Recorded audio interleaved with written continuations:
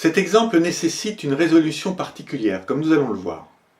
Le système est composé de 3 poutres liées ensemble par des liaisons pivots.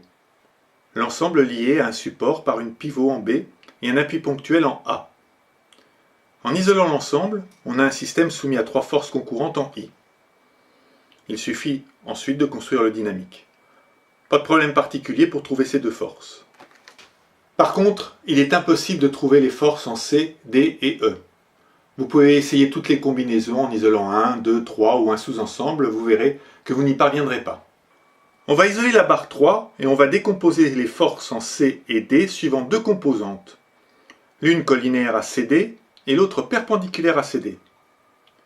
Somme des forces égale à 0 et somme des moments égale à 0 au point C permettent de trouver Y de C de 1 sur 3 et Y de D de 2 sur 3. Les composantes en X génèrent en effet un moment nul en C. On isole la poutre 1 où on reporte les forces connues. On en fait la somme en faisant glisser les 2 forces de façon à trouver le point d'application de la somme de ces 2 forces, puis on trace la résultante. C'est une alternative aux dynamiques et funiculaires plus simples dans le cas de 2 forces non concurrentes. On se ramène à un cas classique de solide soumis à 3 forces et on peut calculer E de 2 sur 1 et XC de 3 sur 1. Puis, connaissant la force en E, on isole la pièce 2 qui est soumise à 3 forces, système que l'on résout de façon classique. Le calcul avec esquisse de CAO nécessite de prendre des précautions particulières du fait que CD est pratiquement horizontal. On trace le schéma cinématique en prenant toujours bien soin de ne pas créer des contraintes automatiques, comme ici une horizontalité qui n'existe pas. Le point A est mis sur la verticale de B et le point E concrétisé par un point.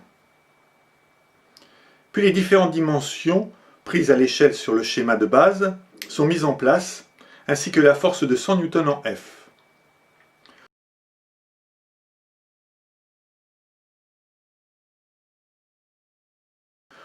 On isole l'ensemble et on résout de façon classique pour trouver A et B.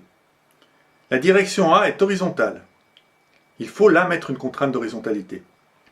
J'utilise ce tracé pour créer le dynamique.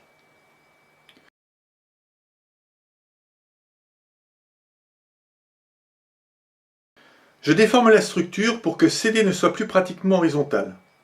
Ceci afin de simplifier mes constructions graphiques. Plutôt que faire un dynamique et funiculaire, je triche, comme pour la table élévatrice, afin de trouver YC et YD. Les 3 forces sont concurrentes et un angle de 12 degrés est choisi arbitrairement. Je trace le dynamique dans cette position.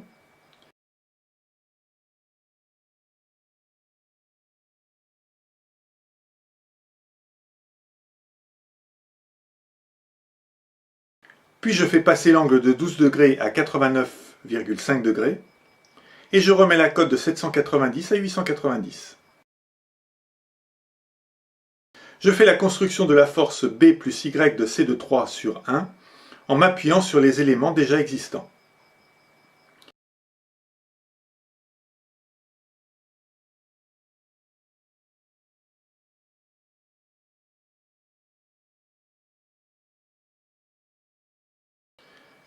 Puis je résous de façon classique afin de trouver X de C de 3 sur 1 et E de 2 sur 1.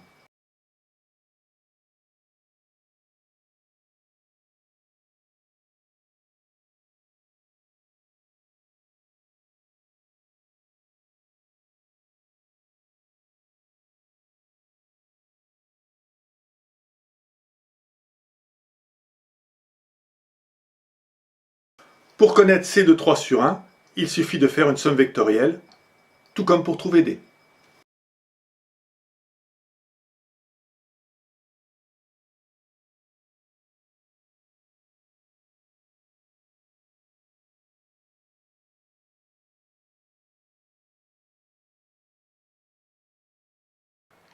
Cet exemple montre qu'il faut bien maîtriser la construction des esquisses paramétrées et parfois trouver des artifices pour pouvoir mettre en place par exemple des cotes qui sont pratiquement horizontales ou pratiquement verticales. On est amené alors parfois à déformer la structure pour mettre ces cotes, pour ensuite la remettre dans son état normal.